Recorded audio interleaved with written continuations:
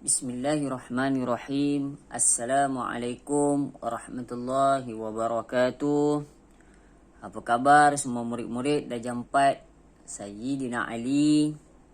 Ustaz doakan semua murid-murid Ustaz diberi kesihatan oleh Allah Subhanahu wa taala insya-Allah. Alhamdulillah, pada hari ini kita sekali lagi bertemu di dalam kelas ataupun PDPR subjek Sirah darjah 4, dan Ustaz minta semuanya lihat video Ustaz pada hari ini. Bolehlah buka buku teks masing-masing, iaitu muka surat 28 ya. Muka surat 28 buku teks Sirah darjah 4. Baik murid-murid, minggu lepas kita telah pun mempelajari tajuk sebab berlaku Isra' dan Mi'raj. Sebab berlaku Isra' dan Mi'raj. Sebab apa berlaku kan? Kalau kita dah belajar minggu-minggu yang lalu, sebab berlakunya Isra' Mi'raj ni sebab nak menghilangkan kesedihan Nabi SAW ketika itu dengan kematian bapa saudaranya dan juga isterinya Sayyidatina Khadijah. Baik murid-murid, pada hari ini kita akan pelajari tajuk yang seterusnya, iaitu unit yang ketiga, masih dalam tajuk Isra' Mi'raj, tetapi tajuknya apa? Peristiwa yang berlaku semasa Isra' dan Mi'raj. Okey, waktu Isra' dan Mi'raj tu apa yang berlaku kan? Okey, jom kita lihat apakah yang berlaku pada malam Isra' dan Mi'raj tu. Sebelum ni kita belajar sebab berlaku. Hari ini kita tengok peristiwa, apa kejadian yang berlaku pada malam Isra' dan Mi'raj. Baik, jom kita lihat perenggan yang pertama di dalam muka surat 28 buku teks Sirah darjah 4. Jom kita baca sama-sama dengan Ustaz.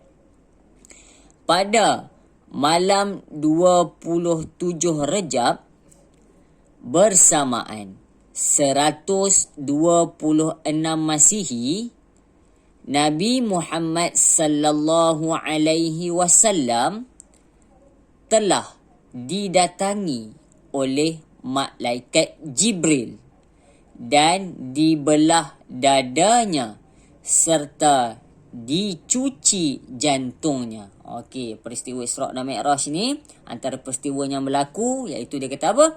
Pada malam 27 Rejab. Waktu malam 27 Rejab. Okey, datanglah malaikat yang diberi nama malaikat Jibril. Malaikat Jibril tu datang kepada Nabi. Malaikat tu buat apa pada Nabi? Malaikat belah dada Nabi.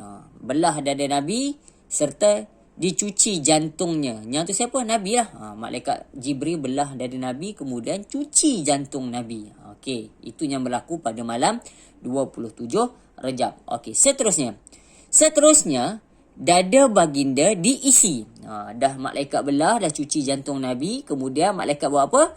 Dada baginda diisi dengan hikmah dan iman. Malaikat isi dada Nabi Muhammad SAW yang telah dibelah tadi. Kemudian dah dicuci jantung. Selesai dicuci jantung. Kemudian malaikat isi dengan hikmah dan juga iman. Okey, baik. Seterusnya, setelah itu malaikat membawakan binatang.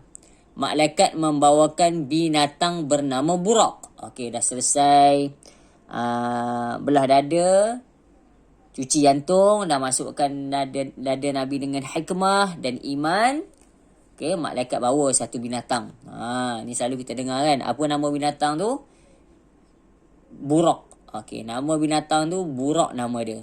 Untuk ditunggangi oleh baginda dalam perjalanan Isra' ke Baitul Maqdis.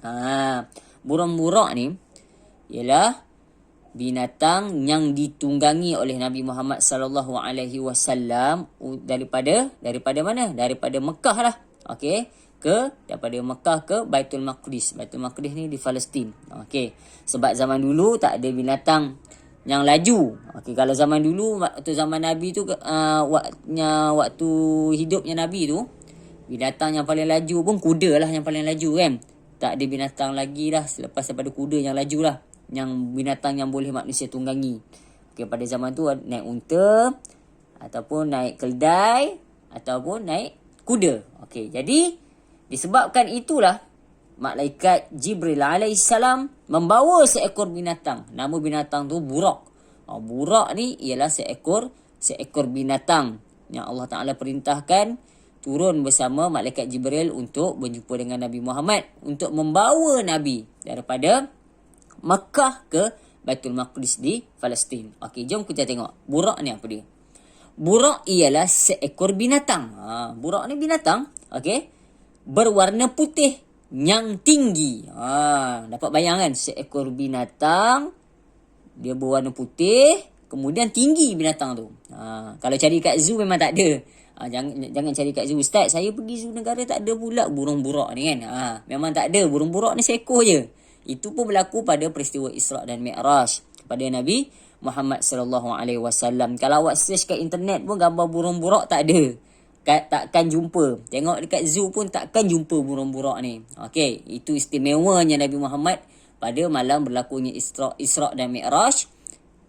Okey, datang seekor binatang yang dibawa oleh malaikat Jibril. Apa nama binatang tu? Burung burak. Okey, burak ni seekor binatang berwarna putih yang tinggi kan. Okey, lebih besar daripada keldai dan lebih kecil daripada baral. Keldai awak pernah tengok kan? Keldai tu dia macam kuda. Tapi kuda dia besar lagi. Keldai ni dia kecil sikit. Okey. Lebih kurang macam tu lah saiz burung burak ni kan. Okey, seterusnya. Sekali melangkah sejauh mata memandang. Dia punya laju tu burung burak ni. Sekali dia langkah sejauh mata memandang. Sejauh mata memandang tu jauh lah maksudnya kan. Sekali je. Kalau banyak kali lagilah jauh. Sebab tu perjalanan Nabi daripada Makkah ke Palestin ataupun ke Baitul Maqdis dalam jangka masa yang sangat sekejap sebab burung burak ni sangat laju. Okey. Baginda diiringi malaikat Jibril menuju ke Baitul Maqdis. Malaikat Jibril pun ikut juga burung burak dan Nabi Muhammad ni, tapi malaikat Jibril dia tak naiklah burung burak tu.